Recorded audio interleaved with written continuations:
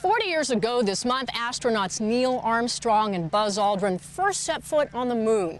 I'm Kathleen Koch. This desert in New Mexico, where I'm standing, is about to bear witness to similar history. Construction is beginning on the first commercial-purpose spaceport in the entire world, where, if you're willing to pay the price, you can take a ride into suborbital space complete with zero gravity.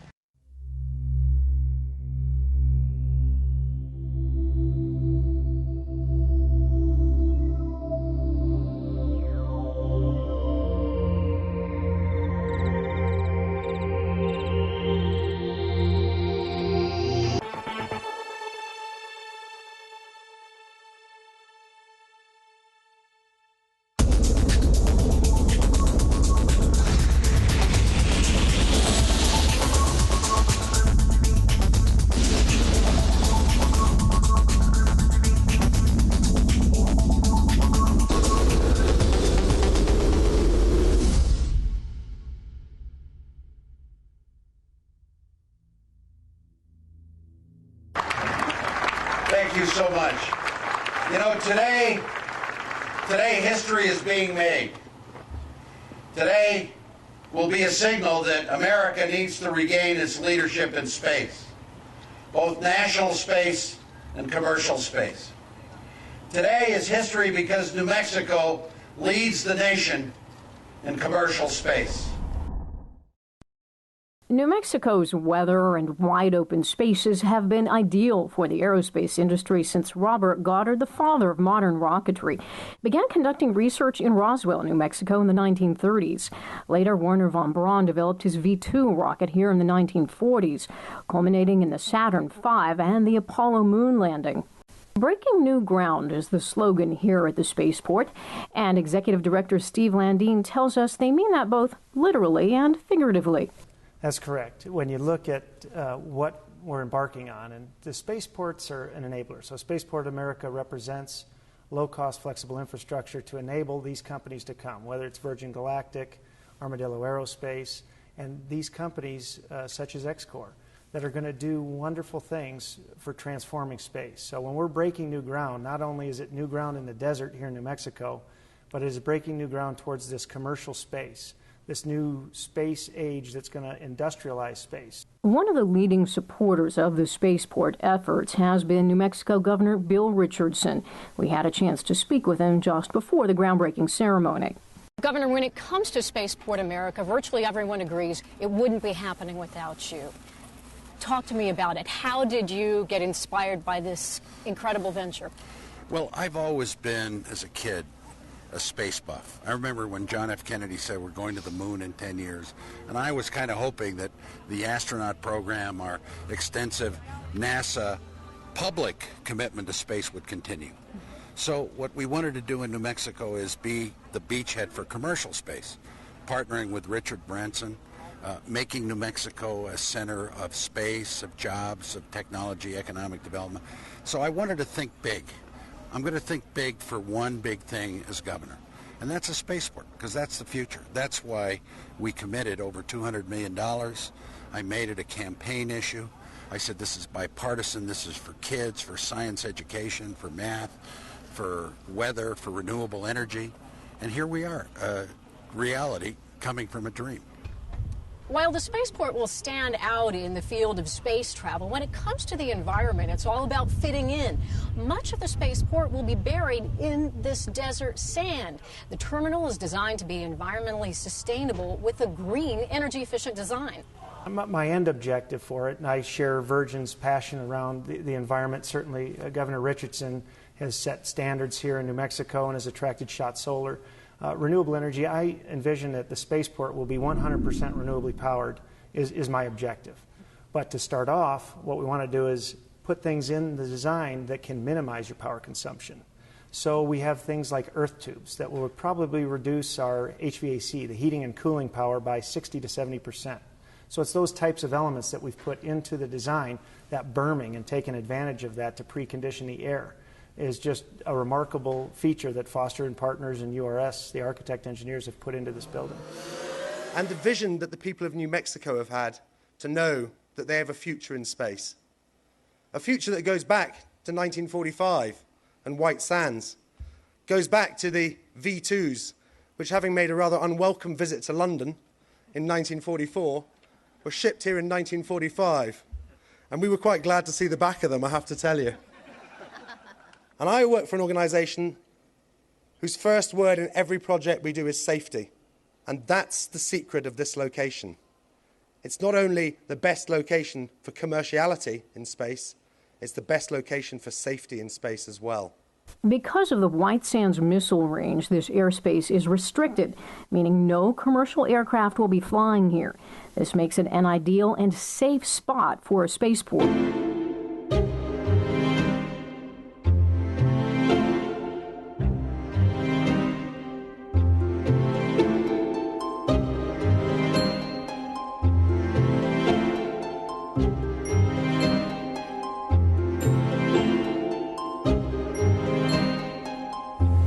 Stephen Attenborough, CEO of Virgin Galactic, thank you so much for joining us today. Thank you.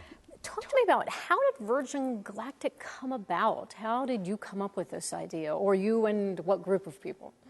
It was an idea that was originally born in the late 90s, I think, and it came from Richard Branson, which most of Virgin's ideas generally originate with him. And I think it was when he was doing one of his balloon record attempts, and as was quite frequent in those days, you had to wait for the right weather window, and so they were sitting around chatting about various things. And Buzz Aldrin was amongst the group of people that was with him. And Richard started talking about to Buzz, saying, "Look, it's interesting and a little frustrating, because when I was a kid in the 60s, my mum told me that everybody would be going on holiday to space by 1982, because the progress at that point in the time was just enormous, and it hasn't happened, and why not?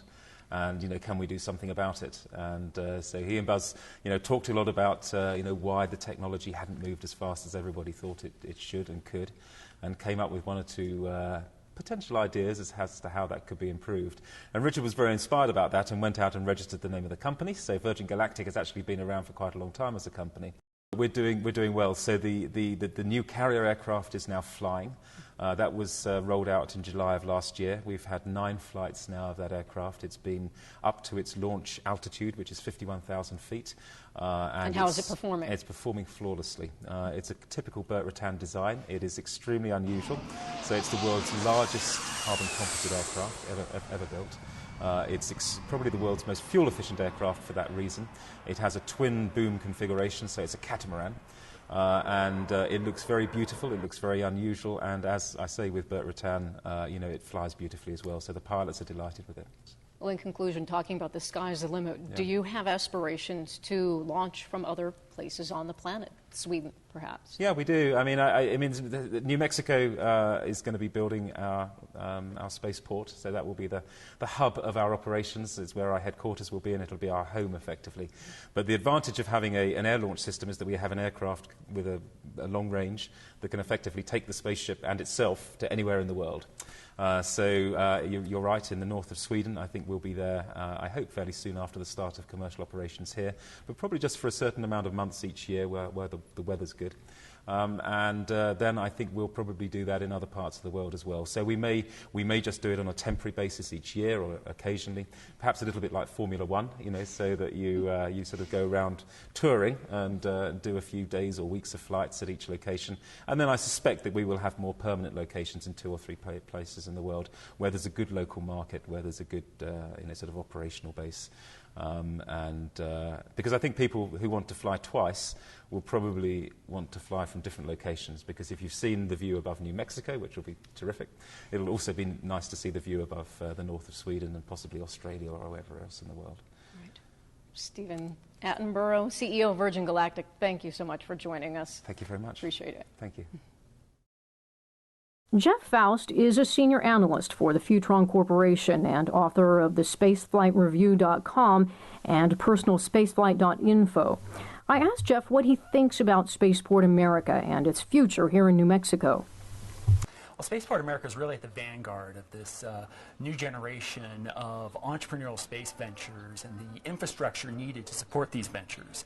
Companies like Virgin Galactic, which is going to be the anchor tenant of Spaceport America, a number of other companies are developing vehicles to do suborbital and eventually orbital space flights. They need facilities to fly from, and places like Cape Canaveral in Florida and Vandenberg Air Force Base in California, which are existing rocket sites used by NASA and the Defense Department, aren't necessarily the best sites for an emerging commercial startup that needs really a clean sheet to start from. And that's where facilities like Spaceport America step in to really provide a new facility, custom designed to meet the needs of these entrepreneurial markets serving new markets like space tourism.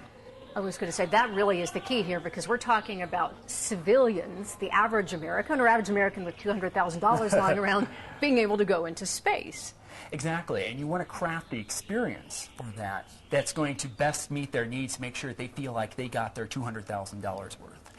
And providing an entirely custom-built facility with state-of-the-art architecture designed to maximize the user experience is really critical for these ventures to be successful, so that people feel like, you know, that they're really part of a space experience from the time they step on the spaceport to the time they leave. Jeff, with the nation currently struggling under this economic downturn, how do you see that impacting operations at Spaceport America? Well, obviously there are going to be some people who had the means to afford a flight a year ago who don't necessarily have the means to do so now. But a lot of these are, particularly this first group, the first several hundred people, the first several thousand people, these are people who've wanted to fly for years or decades. You know, they grew up watching Mercury, Gemini, and Apollo, and they wanted to be astronauts. And they weren't able to become NASA astronauts, but they had this dream to fly into space.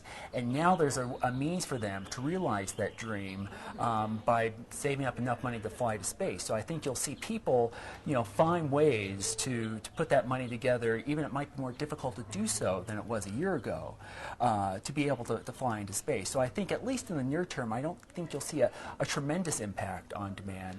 Certainly if the economic crisis becomes protracted, extended, you might see an impact over the long term. But certainly in the near term, I think there are enough people who are passionate about flying into space that they're willing to make other sacrifices in order to be able to afford a trip. As the anchor tenant of Spaceport America, Virgin Galactic will offer rides into space for roughly $200,000 U.S. But it doesn't stop there. Commercial launch vehicles will be launched from the same site, rocket racecraft will compete from this spaceport, and educational launches will carry student experiments into space.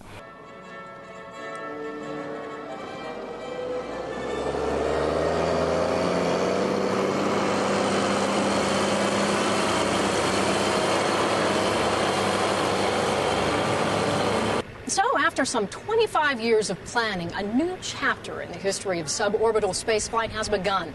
And while initially the number of civilian space tourists will be small, those behind this new venture believe there is vast potential for new developments in many fields that until now have been limited by the force of gravity. I'm Kathleen Koch for Astrocast.tv.